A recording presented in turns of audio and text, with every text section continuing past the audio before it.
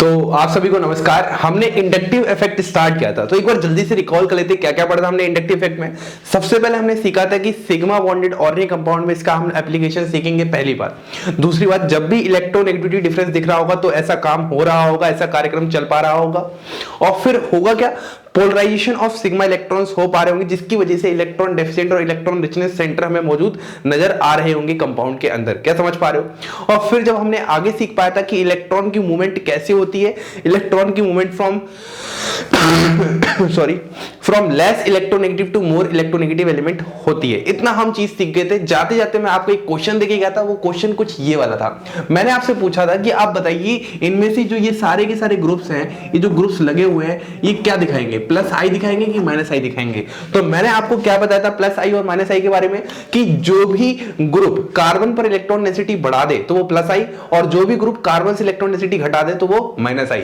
अगर मैं आपको इस चीज को समझाऊं, सबसे पहले इसको पकड़िए।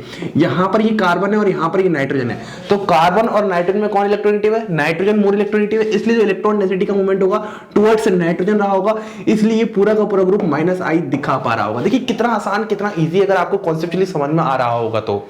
अगर मैं इसकी बात करता हूं तो यहां पर इस कार्बन से सी जुड़ा हुआ है, तो कार्बन कार्बन जुड़ा हुआ है, लेकिन आप इसके जस्ट बगल में देखिए डबल बॉन्डेड ऑक्सीजन जुड़ा हुआ है। तो डबल बॉन्डेड ऑक्सीजन क्या कर रहा होगा? कार्बन से खींच रहा होगा, है ना। तो ये वाला कार्बन क्या होगा? इस कार्बन से खींच रहा होगा। तो ये वाला कार्बन इस कार्बन से खींच रहा होगा। ये आपको हल्का सा धीरे धीरे प्रैक्टिस करने से आ रहा होगा। तो ये आपको यहां पे ये वाला ग्रुप भी माइनस आई दिखा पा रहा होगा। अब मैं आपसे अगली बात करता हूं, यहां पर कार्बन है और यहां पर ऑक्सीजन है, तो कौन ज्यादा इलेक्ट्रोनेगेटिव है? ऑक्सीजन, तो इसलिए ये भी यहां पर माइनस आई दिखा रहा होगा। एंड लास्ट अगर मैं आपको इसकी बात करता हूं तो एक मेरे पास कार्बन है और एक मेरे पास ऑक्सीजन पे माइनस है, तो ऑक्सीजन पे माइनस मतलब इलेक्ट्रॉन डेंसिटी ज्यादा, तो ये माइनस ऑक्सीजन माइनस वाला इलेक्ट्रॉन डेंसिटी दे रहा होगा कार्बन को, ना कि खींच रहा होगा। बहुत इंपॉर्टेंट बात है, ऑक्सीजन माइनस वाला इलेक्ट्रॉन डेंसिटी ज्यादा रखा होगा, इसलिए वो इलेक्ट्रॉन डेंसिटी दे रहा होगा कार्बन को, इसलिए ये हमारे पास रहा होगा प्लस आई। तो आपको अगर ये आइडेंटिफाई करना आ रहा है तो आप एकदम अभी तक सही स्थिति में हो।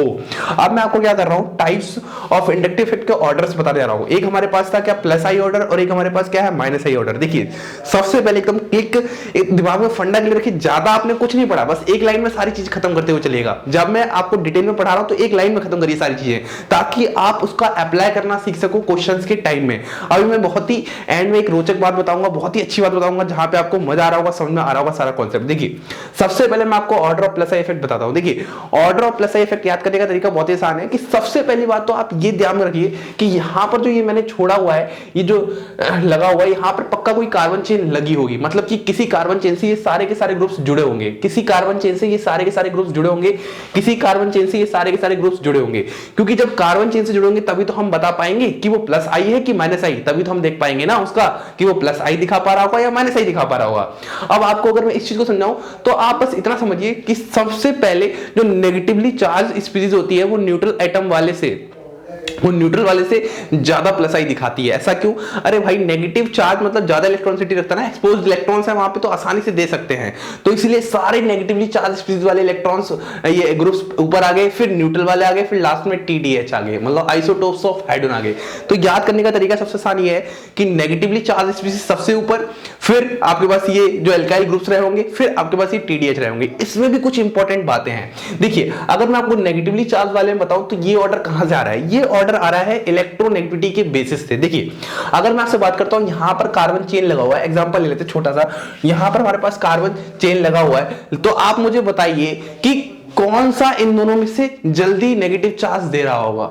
ज्यादा जल्दी नेगेटिव चार्ज वही दे पा रहा होगा जो कि अपने पास कम रखना चाह रहा होगा, और कम कौन रखना चाह रहा होगा? जिसपे इलेक्ट्रोनेगेटिविटी कम रही होगी। तो कार्बन की इलेक्ट्रोनेगेटिविटी कम है और नाइट्रोजन की इलेक्ट्रोनेगेटिविटी ज्यादा है। इलेक्ट्रोनेगेटिविटी ज्यादा होने का मतलब नेगेटिव चार्ज होल्डिंग कैपेसिटी ज्यादा, इसका मतलब ये ज्यादा रखना चाहेगा negative charge as compared to इसके, इसीलिए इस वाले का प्लस आई ज्यादा है। इसी तरीके से ऑक्सीजन माइनस वाला रहा होगा। लेकिन अगर मैं आपसे इन दोनों की बात करता हूं, इसमें ऐसा क्या फंडा लग गया, दोनों ही ऑक्सीजन माइनस है, तो भाई फंडा ये लग गया, आपने भी रेजोनेंस अगर पढ़ा होगा थोड़ा बहुत तो आपको पता होगा ये जो O माइनस है ये यहाँ पर रेजोनेंस में घूम रहा है, तो ये O माइनस पूरा का पूरा नहीं मिल पा रहा है, ये थोड़ा रेजोनेंस के लिए अवेलेबल है, इसलिए इसका प्लस आई इसके कंपैरिजन में कम हो रहा है। तो ये एक हमारे पास लाइन खत्म होगी। अब मैं अगली लाइन पे आता हूं, ये तो नेगेटिव वाले पार्ट खत्म हो गए। अगली लाइन हमारे पास जो रहा होगा इसमें सारे के सारे ग्रुप्स क्या रहे होंगे, हमारे पास न्यूट्रल है, लेकिन आप देखिए यहाँ पर ये CH3 ग्रुप क्या कर रहा होगा, इलेक्ट्रॉन डेंसिटी प्रोवाइड कर रहा होगा, तो यहाँ पर 3 तरफ से मिल रहा है, तो अच्छा खासा मिल रहा होगा। यहाँ पर 2 तरफ से मिल रहा है क्योंकि हम हाइड्रोजन को नेग्लिजिबल मान के चलते हैं, और इसका एक तरफ से मिल रहा होगा, तो इस वाले पार्ट में 3 तरफ से मिल रहा है इलेक्ट्रॉन डेंसिटी, तो मतलब इस कारण पे इकट्ठा ज्यादा होगा, और अगर इकट्ठा ज्यादा होगा तो वो सामने वाले को भी ज्यादा दे पा रहा होगा। इसी तरीके से इसमें कहानी लगेगी, इसी तरीके से इसमें कहानी लगेगी। तो आप एक याद रखिएगा, जितना लंबा एल्काइल चेन होगा, मान लीजिए मैं आपको बोलूं एन प्रोपाइल, एन इथाइल और मिथाइल, एन प्रोपाइल, इथाइल और मिथाइल, इसमें बताइए प्लस आई किसका ज्यादा, जितना लंबा चेन उतना ज्यादा प्लस आई। याद रखना, बहुत इंपॉर्टेंट क्वेश्चन यहां से बनता है, जितना लंबा चेन उतना ज्यादा प्लस आई रहा होगा, याद रखिएगा।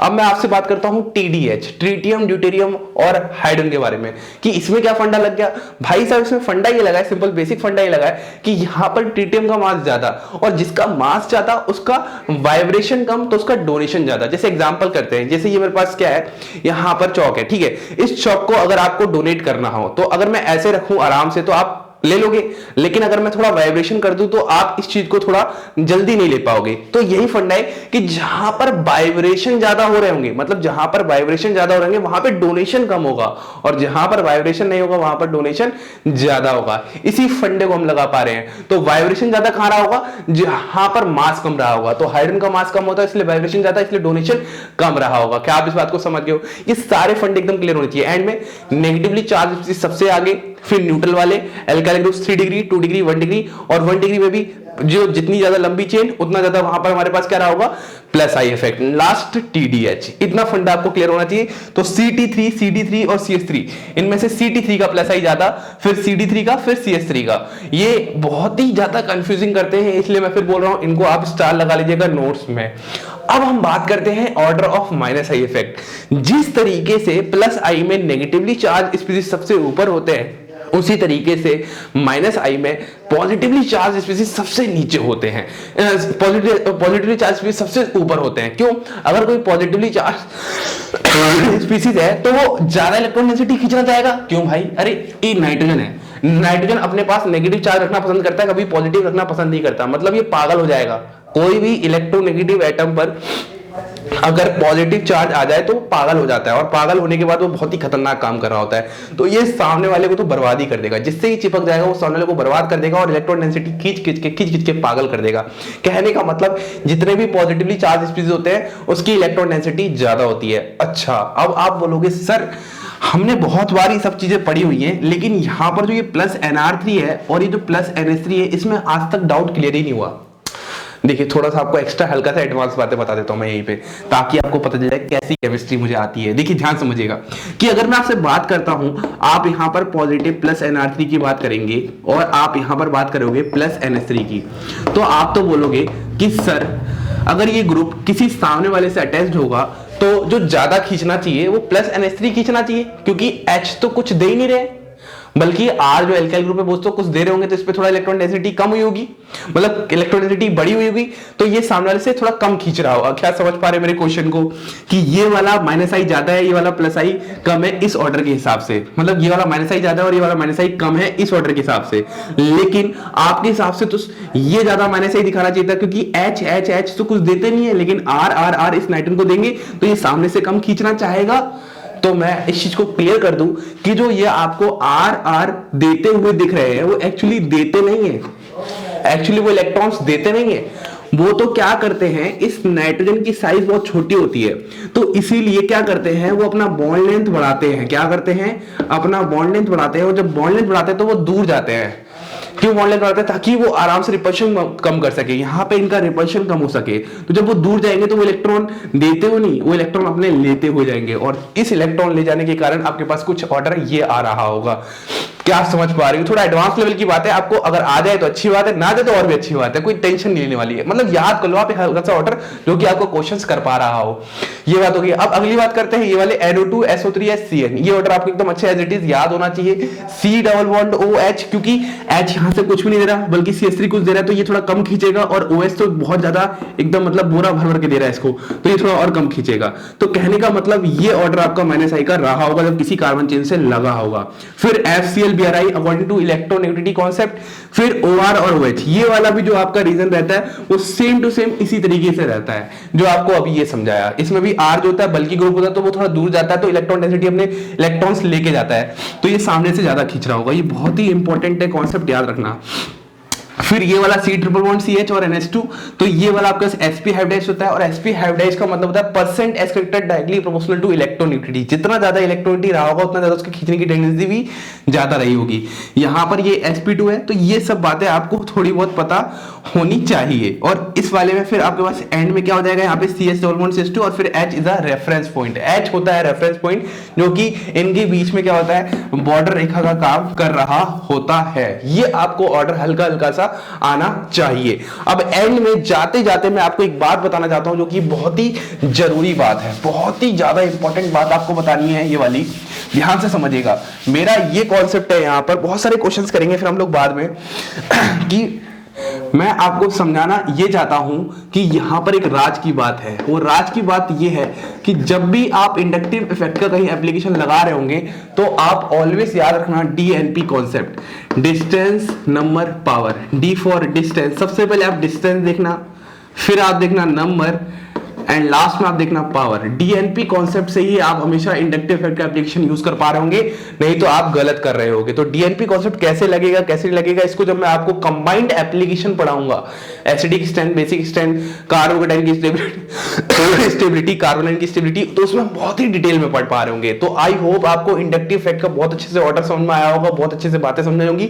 अब इंडक्टिव इफेक्ट का एप्लीकेशन कहां कहां लगता है, ये सब बातें। और एक छोटा सा क्वेश्चन जाते जाते मेरा ये है कि यहां पर देखिए आपके सामने ये दो कंपाउंड देके जा रहा हूं, तो आप मुझे बताइए इन दोनों कंपाउंड में हमारे पास यहां से सामने से आ रहा है न्यूक्लियोफाइल, तो ये न्यूक्लियोफाइल किस कार्बनिक कार्बन पे, यहां पे भी पॉजिटिव सेंटर है और यहां पर भी पॉजिटिव सेंटर है, लेकिन ज्यादा फास्ट रिएक्शन कहां दिखाएगा? पॉजिटिव सेंटर क्यों है? क्योंकि ऑक्सीजन डबल बॉन्ड है तो अपनी तरफ इलेक्ट्रॉन खींचेगा, ये भी ऑक्सीजन डबल बॉन्ड है अपनी तरफ इलेक्ट्रॉन खींचेगा। तो इन दोनों में से ज्यादा फास्ट रिएक्शन न्यूक्लियोफाइल का कहां होगा? देखिए अंत में बोलता हूं, सारा गेम इलेक्ट्रॉन डेंसिटी का ही है और किसी का नहीं है, ये आपको पहचानना आना चाहिए।